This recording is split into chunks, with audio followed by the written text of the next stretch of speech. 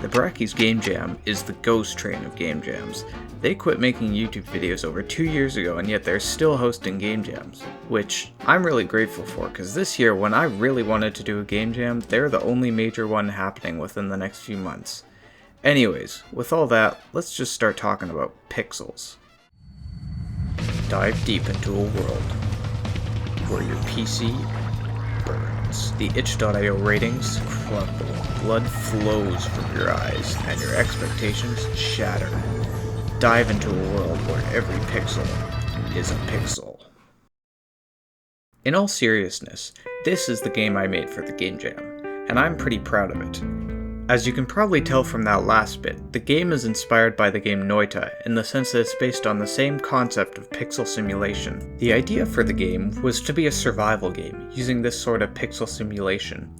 I decided to do this because I wanted to make a full game using this technique at some point, and I thought it would be a good way to experiment with ideas. Because the theme of the jam was, an end is a new beginning, we decided that whenever you died, you'd respawn in the same area, but in a different era of Earth.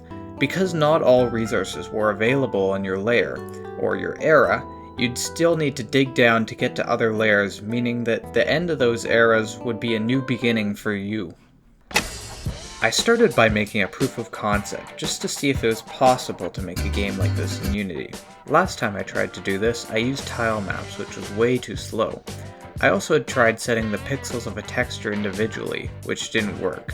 This time I used the set pixels function to set multiple at once, which was much faster.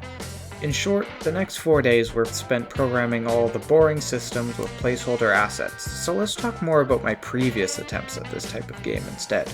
My first real attempt at this was done using the Windows API. As you can expect, this didn't go well because there's little to no use of the graphics card, although with the price of graphics cards at the time that probably would have been a benefit. But this meant that there was no shader support, meaning no bloom. So that was a no-go. Next up was OpenGL, where I was dumb and made every pixel its own quad, which meant infinite vertices. But that wasn't even the problem that killed this version. The problem was organization.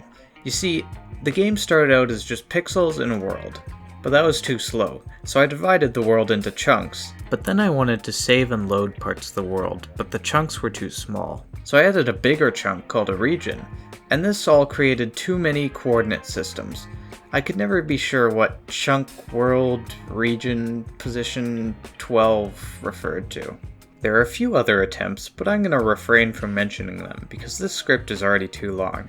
So let's just roll the clips of me putting the art in the game and be done with it.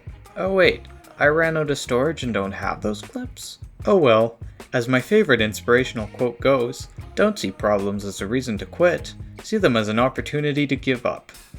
So overall I rank this game at an A on my tier list. Most of the feedback has been positive, and I think it served the purpose of a game jam, which is to experiment with game ideas with the goal of possibly making them into a full game in the future. Anyways, that's all I have to say, so I'm going to end this script as soon as possible so I don't have to spend any more time editing.